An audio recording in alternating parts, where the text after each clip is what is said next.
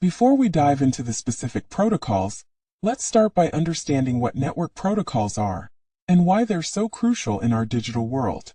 In simple terms, a network protocol is like a set of rules or guidelines that dictate how devices on a network communicate with each other.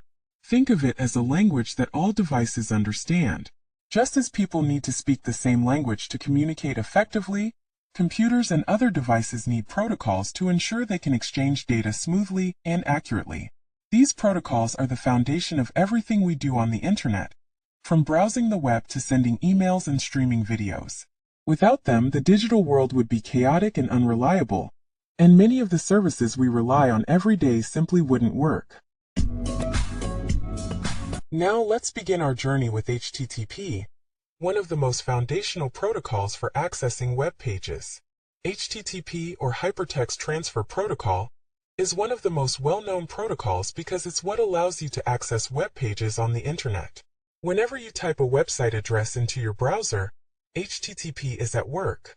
It's the protocol that fetches the web page from the server and displays it on your screen. Imagine HTTP as a waiter in a restaurant. You place your order, which is your request for a web page, and the waiter HTTP takes your order to the kitchen, the web server. The kitchen prepares your meal, the web page, and the waiter brings it back to you. Without HTTP, we wouldn't be able to browse the web as we do today. It's the fundamental protocol for data exchange on the web, making it one of the most important tools in our digital lives. Moving forward, let's take a closer look at HTTPS, the secure version of HTTP that adds an important layer of protection to your web browsing. HTTPS, or HTTP Secure, is like HTTP's more secure sibling. It does everything HTTP does but with an added layer of security. When you're browsing the web, especially when entering sensitive information like credit card numbers or passwords, you want to ensure that no one can intercept your data. That's where HTTPS comes in. It encrypts the data being exchanged between your browser and the web server, making it much harder for cybercriminals to steal your information. Imagine HTTP as a waiter, and now picture that waiter wearing a superhero cape. This is HTTPS. It's the same helpful waiter, but now they're protecting your data from cyber threats as it travels across the internet. This is why you see a little padlock icon in your browser's address bar when you visit a secure website. HTTPS is essential for keeping your online activities private and secure. Next, we'll explore DNS, the domain name system, which acts as the internet's phone book, helping us connect to websites by translating domain names into IP addresses. DNS, or domain name system, is like the internet's phone book. It takes a human-readable domain name, like www.example.com, and translates it into an IP address, which is the actual address where the website is hosted. Think of it this way. Instead of remembering the exact coordinates of your favorite restaurant, you just remember its name, and the GPS handles the rest. Similarly, DNS allows us to use easy-to-remember names instead of strings of numbers, like a series of digits separated by dots. Without DNS, we'd have to remember these numerical addresses for every single website we want to visit, which would be incredibly inconvenient. DNS plays a crucial role in making the internet user-friendly, enabling us to navigate the web with ease. Speaking of IP addresses, let's dive into IP, the Internet Protocol, which ensures that data gets routed to the correct destination. IP, or Internet Protocol, is like the postal service of the Internet, making sure that data gets to the correct destination. Just like every house has a unique postal address, every device connected to the Internet has a unique IP address. IP's main job is to route data packets across the network, ensuring that they reach the correct destination. Imagine sending a letter through the mail. You write the address on the envelope, and the postal service makes sure it gets delivered to the right house. Similarly, IP assigns each device a unique address and ensures that data is mailed to the correct destination. There are two main types of IP addresses in use today. IPv4, which looks like a series of 4 groups separated by dots. Each group is a number between 0 and 255, and IPv6, which looks like a series of 8 groups separated by colons. Each group in IPv6 contains 4 characters, which can be either letters from A to F or digits. These addresses are essential for identifying devices and routing data across the Internet. Now that we understand how data is routed, let's learn about TCP, the protocol that guarantees your data is delivered reliably and in the correct order. TCP, or Transmission Control Protocol, is the careful package handler of the Internet. When you send data over the Internet, TCP breaks it down into smaller packets and numbers each one. These packets are then sent individually to their destination. When they arrive, TCP reassembles them in the correct order, checks for any errors, and requests retransmission if any packets are missing or damaged. Think of TCP as a meticulous package handler who ensures that every part of your shipment arrives safely and in the right order. If a piece is missing, TCP immediately asks for it to be resent. This makes TCP perfect for situations where accuracy is critical, like when you're downloading a file or sending an email. It ensures that everything you send arrives exactly as it should. While TCP focuses on reliability, UDP takes a different approach, prioritizing speed. Let's see how UDP works and where it's most useful. UDP, or User Datagram Protocol, is another method for sending data over the Internet, but it's quite different from TCP. While TCP is all about reliability, UDP is all about speed. UDP sends data packets quickly without checking if they arrive, or if they're in the correct order. Imagine a speedy courier who delivers messages as fast as possible without stopping to make sure everything is perfect. This approach is great for real-time applications where speed is more important than accuracy, like video streaming, online gaming, or live broadcasts. With UDP, you might lose a packet here or there, but the overall experience is smoother and faster. The trade-off with UDP is that while it's quicker than TCP, it doesn't guarantee that all the data will arrive intact or in the right sequence, making it ideal for applications where some loss is acceptable. Shifting gears, let's talk about FTP, the protocol that allows us to transfer files between computers over a network. FTP, or File Transfer Protocol, is the method we use to transfer files between computers over a network. Think of FTP as a moving company for your data. When you need to move a file from one computer to another, FTP steps in to help. First, you establish a connection to the remote computer, usually by logging in with a username and password. Once connected, you can upload, download, and manage files on that remote system. It's like hiring movers. You tell them what files to move and where to put them, and they handle all the heavy lifting. However, it's important to note that basic FTP isn't secure. It transfers your files without encryption, which means that anyone who intercepts the data could potentially see your files. For sensitive data, it's better to use a more secure protocol, like SFTP. Now, let's enhance the security of file transfers with SFTP, the Secure File Transfer Protocol. SFTP is like the armored truck version of FTP. It stands for Secure File Transfer Protocol, and it does the same job as FTP, moving files between computers, but with added security. SFTP uses encryption to protect the entire file transfer session, making sure that your data is secure while it's being transferred.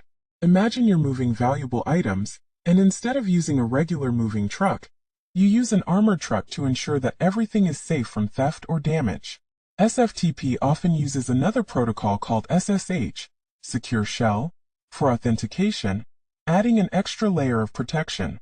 This makes SFTP the go-to choice for transferring sensitive files, or when security is a top priority.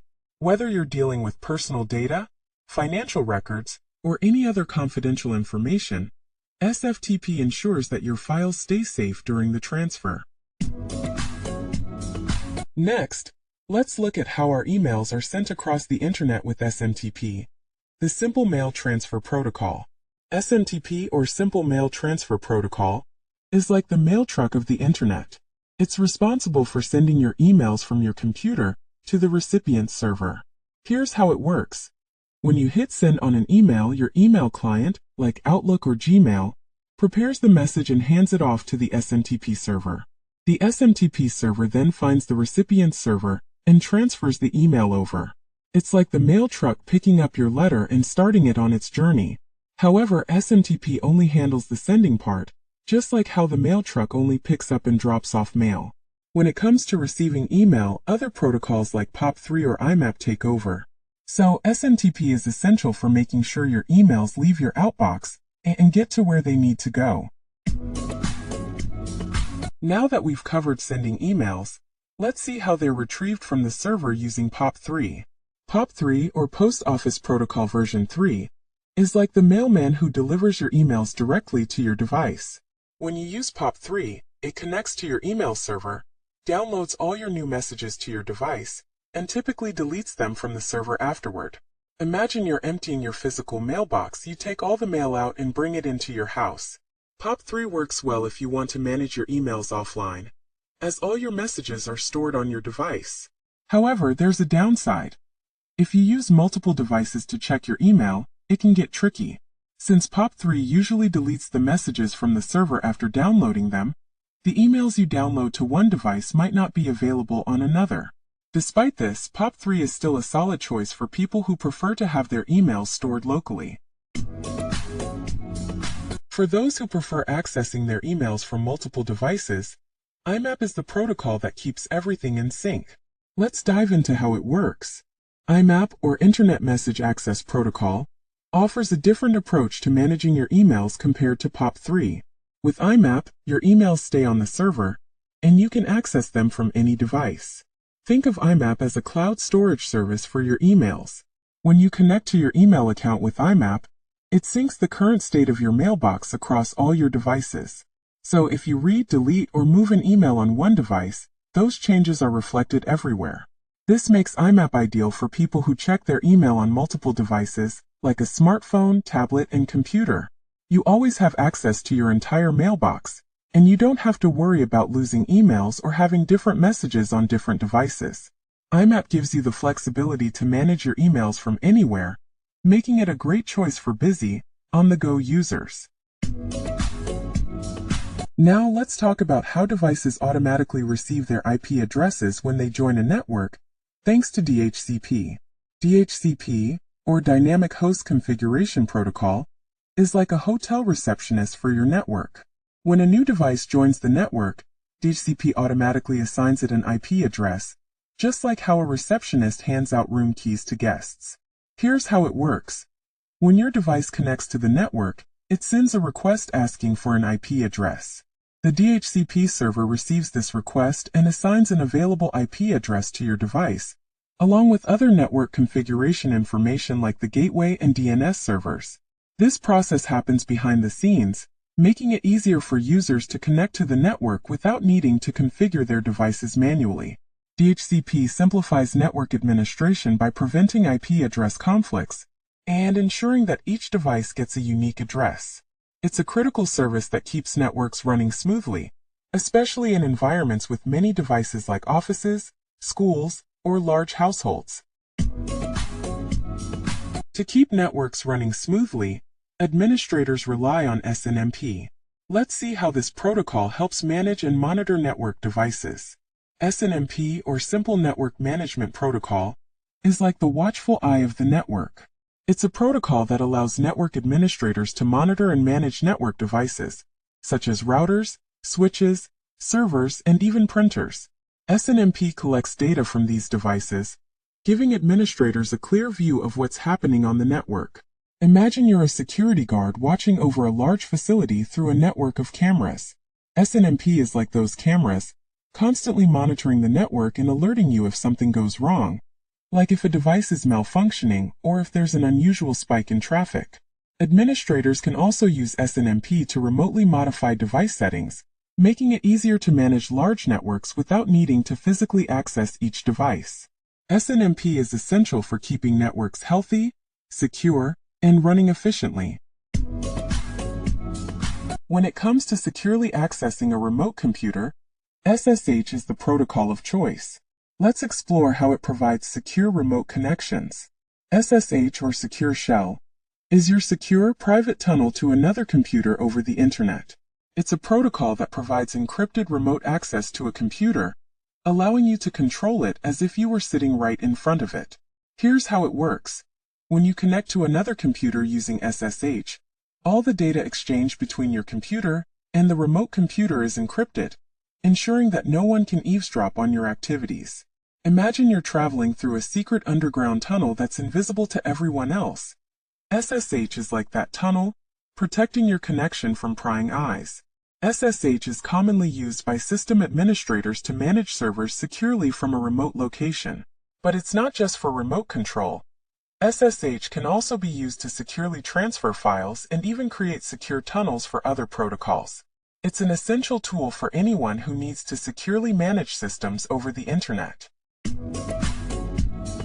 Next, let's look at how network connectivity issues are diagnosed with ICMP, the protocol that's often behind tools like ping and traceroute. ICMP, or Internet Control Message Protocol, is like a sonar system for networks. It's used primarily for diagnosing network connectivity issues and testing whether devices on the network can communicate with each other.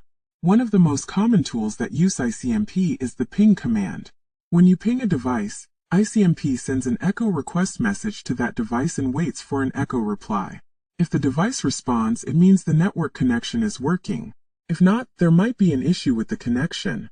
Imagine a submarine sending out a sonar ping and listening for the echo to find out what's around it. ICMP works in a similar way for networks. ICMP is also used in the traceroute command, which helps map the path data takes to reach its destination. This makes ICMP invaluable for network administrators when troubleshooting connectivity problems. On a local network, ARP plays a crucial role in translating IP addresses to physical MAC addresses. Let's understand how this protocol works. ARP, or Address Resolution Protocol, is like the local guide that knows everyone's nicknames on a network. When a device wants to send data to another device on the same local network, it needs to know the other device's physical address, also known as the MAC address. However, devices typically communicate using IP addresses, which are like nicknames.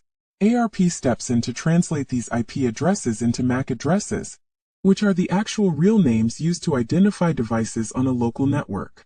Here's how it works. If your device needs to send data to an IP address, it first sends an ARP request asking, "Who has this IP address?" The device with that IP address responds with its MAC address. This allows your device to send the data to the correct physical device on the network. Without ARP, devices on a local network wouldn't be able to find and communicate with each other, making ARP essential for local network communication. Now let's discuss RIP, one of the simpler routing protocols used to determine the best path for data across a network. RIP, or Routing Information Protocol, is like a group of hikers sharing information about the best trails. In a network, routers use RIP to exchange information about the routes they know, helping each other determine the best path for data to travel. Here's how it works. Each router maintains a routing table that lists the best known routes to different network destinations. These routers periodically share their routing tables with their neighbors, allowing the entire network to stay updated on the best paths. RIP uses a simple metric called hop count to measure the distance to a destination.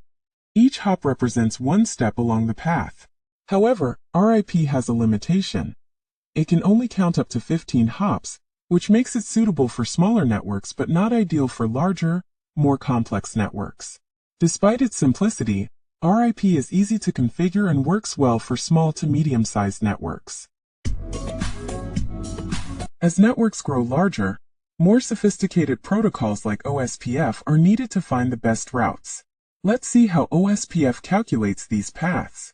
OSPF, or Open Shortest Path First, is like a GPS for data traveling within a network. It's a more advanced routing protocol used to find the best path for data to reach its destination, especially in large and complex networks. Here's how it works. OSPF routers exchange detailed information about the network's layout, known as the network topology. Each router then uses this information to build a map of the network and calculate the shortest path to each destination using an algorithm called Dijkstra's algorithm. Imagine using a GPS that not only shows you the shortest route, but also updates in real time based on traffic conditions. OSPF works similarly by quickly adapting to changes in the network, like when a router goes down or a new link is added. Because of its efficiency and scalability, OSPF is widely used in large enterprise networks where routing needs to be dynamic and responsive. Finally, let's explore BGP, the protocol that manages the flow of data between different networks and is critical to the functioning of the global internet. BGP, or Border Gateway Protocol, is like the air traffic control system of the internet. It's responsible for managing how data is routed between different networks, known as autonomous systems. BGP is crucial for the functioning of the global internet because it ensures that data can travel across various networks, finding the best possible path. Here's how it works. Each network or autonomous system has its own set of routes that it knows. BGP routers exchange routing information with each other, deciding the best paths based on factors like network policies, path length, and the number of hops. It's like air traffic controllers coordinating flights, ensuring that planes or data take the safest and most efficient routes to their destinations. BGP is often referred to as the glue of the internet because it holds the vast network of networks together, enabling global communication. Without BGP, the internet wouldn't function as a cohesive whole. Now that we've covered all these protocols, let's review how they work together in the activities we do every day. Let's take a moment to connect all the dots and see how these protocols work together in everyday scenarios. For instance, when you browse the web, a series of protocols come into play. DNS translates the website name into an IP address, IP and TCP handle the routing and reliable delivery of your data, and HTTP or HTTPS fetches the web page and displays it in your browser. Sending an email, SMTP takes care of sending your message, while POP3 or IMAP manages receiving it, depending on your setup. When you transfer files, FTP or SFTP gets the job done, with SFTP adding a layer of security. In network management, DHCP automatically assigns IP addresses, SNMP monitors network health, and SSH provides secure remote access. Finally, when it comes to routing data, RIP, OSPF, and BGP ensure that it reaches its destination efficiently, whether within a local network or across the globe. As we wrap up, it's clear that these protocols are the unsung heroes of the internet, working tirelessly behind the scenes to keep everything running smoothly. In conclusion, network protocols are the backbone of our digital world. They work tirelessly behind the scenes to ensure that everything from web browsing to email to file transfers happens seamlessly. Understanding these protocols not only helps you appreciate the complexity of network communications, but also equips you with the knowledge to troubleshoot issues and make informed decisions about security. As technology continues to evolve, so do these protocols, making it essential to stay curious and keep learning. The world of network protocols is vast and ever-changing, and by understanding these foundational elements, you're better prepared to navigate the digital landscape with confidence.